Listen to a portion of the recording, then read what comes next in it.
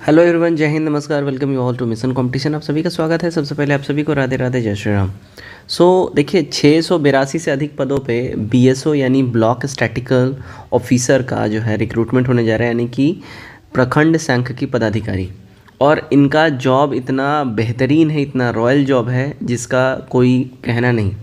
काफ़ी लंबे समय बाद ये बहाली आ रही है। आप सभी जान रहे हैं 2025 चुनावी वर्ष है, तो इस वर्ष में ऐसी ऐसी बहालियाँ आपको देखने मिलेंगी जो काफ़ी लंबे समय से लंबित थीं।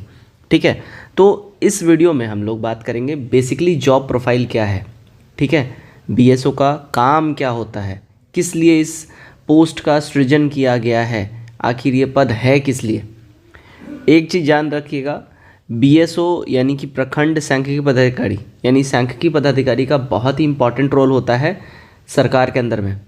सरकार का जितना भी योजना होता है, जितना भी उनका योजना प्लानिंग होने वाला है होता है भविष्य में, और जो पहले हो चुका होता है, इन सब का एक तरीके से बोला जाए तो अकाउंटेंट होता है ये जो ऑफिसर होता है। बस इतना मैं बोलूँगा, डिटेल में भी जाएंगे हम लोग, डिटेल में बात करेंगे। ठीक है, बट उससे पहले मैं आपको बता दूं कि इसमें सिलेबस क्या रहेगा उसको एक बार हम लोग डिस्कस कर लेते हैं, उसके बाद जॉब प्रोफाइल की बात करेंगे।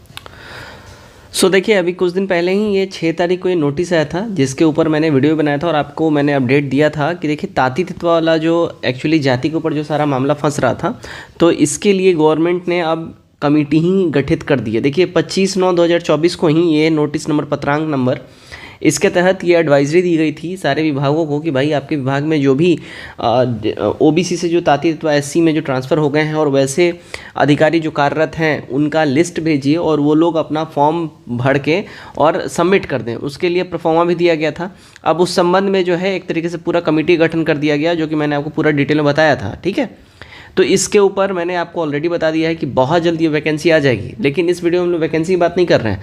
सबसे पहले इस वीडियो में हम लोग सिलेबस की बात करते हैं और फिर जॉब प्रोफाइल की बात करेंगे। देखिए, तो इसमें अगर हम लोग सिलेबस की बात करें कि सिलेबस क्या रहेगा या क्या होता है या क्या हो सकता है। ठीक है, तो देखिए सिलेबस में आपको 400 मार्क्स का आपका सवाल पूछा जाएगा। अच्छा, एक बात ध्यान रखिएगा, इसमें केवल सिंगल एग्ज़ाम होता है, इस बात का ध्यान रखिएगा। ठीक है, सिंगल एग्ज़ाम इसमें होता है, नो मेंस, ओनली पीटी। ठीक है, ओनली पीटी इसमें होता है। ठीक है, अब ये जो 400 मार्क्स का जो पेपर होता है, ये ध्यान रखिएगा 2 पेपर होता है। यहाँ पे 2 पेपर्स आप दिमाग में रख लीजिए। ठीक है, फर्स्ट पेपर जो इसमें रहता है, उस फर्स्ट पेपर में आपसे ध्यान रखिएगा 100 क्वेश्चन का ये पेपर होता है, 100 क्वेश्चंस। ठीक है, 200 मार्क्स। ठीक है, 200 मार्क्स का ये होता है। इम्पॉर्टेंट चीज़ है इसमें, जो फर्स्ट पेपर में आपसे जो पूछा जाता है, यानी कि जो सब्जेक्ट होता है इसमें जनरल नॉलेज का आपसे सवाल पूछा जाता है। ठीक है, general knowledge and general science, ये 2 के ऊपर मेनली फोकस रहता है, general knowledge and general science. ठीक है, सेकंड पेपर जो आपका रहता है, सेकंड पेपर ध्यान रखिएगा, ये भी 100 क्वेश्चन का होता है, राइट, एंड 200 मार्क्स, यानी कि एक सवाल 2 नंबर का रहता है। सेकंड पेपर जो आपका होता है, ये आपके ग्रेजुएशन वाले सब्जेक्ट से रिलेटेड होता है, ग्रेजुएशन वाले सब्जेक्ट से रिलेटेड होता है। अब ध्यान रखिएगा, ये जो वैकेंसी आएगा इसमें सिलेक्टेड ऐसे लोग ही फॉर्म फिल कर सकते हैं जो किसी पर्टिकुलर स्ट्रीम से जिन्होंने ग्रेजुएशन किया होगा। अब वो स्ट्रीम में आप इकोनॉमिक्स के अगर छात्र हैं तो आप ये फॉर्म फिल कर सकते हैं, मैथ के छात्र हैं तो फॉर्म फिल कर सकते हैं, स्टैटिक्स के अगर आप छात्र हैं तो फॉर्म फिल कर सकते हैं, है ना। और ध्यान रखिएगा, लास्ट टाइम जो ये वैकेंसी आए थे इसमें कॉमर्स वाले भी छात्रों को अलाउ किया गया था, बट अभी इस बार जो ये अपडेट आया है इसमें कॉमर्स को एक तरीके से गायब कर दिया गया है। तो ये नोटिफिकेशन आने के बाद पता चलेगा कॉमर्स वालों को अलाउ किया जाए कि नहीं किया जाएगा। ठीक है, तो ये ओवरऑल आपका रहता है। अब इसमें ग्रेजुएशन में जो आपका सब्जेक्ट है, मान के चलिए आपने मैथ से ग्रेजुएशन किया हुआ है, तो आपके मैथ से ही इसमें सेकंड पेपर में सवाल रहेंगे, 100 सवाल होंगे 200 मार्क्स के। तो बेसिकली 2 शिफ्ट में ये परीक्षा होता है, सेम डे ये परीक्षा होके कंप्लीट हो जाता है और इसका केवल पीटी का ही होता है, और इसी 2 पेपर के बेसिस पे आपका ओवरऑल जो है मेरिट बनता है, राइट। अब हम लोग बात कर लेते हैं इंपॉर्टेंट, इसका जॉब प्रोफाइल क्या है, जिसके लिए आप लोग ये वीडियो देख रहे हैं। जॉब प्रोफाइल, ठीक है, कि जॉब प्रोफाइल आखिर इसका है क्या।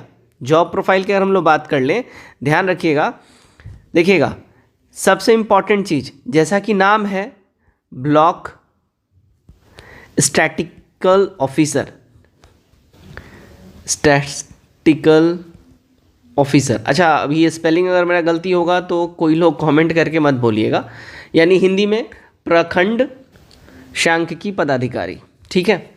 अब देखिए, जैसा कि यहाँ पे नाम ही डिनोट कर रहा है ब्लॉक, तो ध्यान रखिएगा ब्लॉक लेवल पे, है ना, प्रखंड लेवल पे जो भी कोई भी अगर विकास से संबंधित कोई भी योजना चलाई जा रही है सरकार के द्वारा, कोई भी योजना जो सरकार के द्वारा चलाई जा रही है उसका बिल्कुल अच्छे से क्रियान्वयन होने का जिम्मा इनके ऊपर होता है, ठीक है। सेकंड, जो भी चीज़ें चल रही हैं, यानी कि जो करेंटली जो भी प्लानिंग चल रही है, जो भी योजना चल रही है, उसका टोटल डाटा का कलेक्शन, ठीक है, डाटा का कलेक्शन, डाटा का रख रखाव इनके ज़िम्मे ही होता है।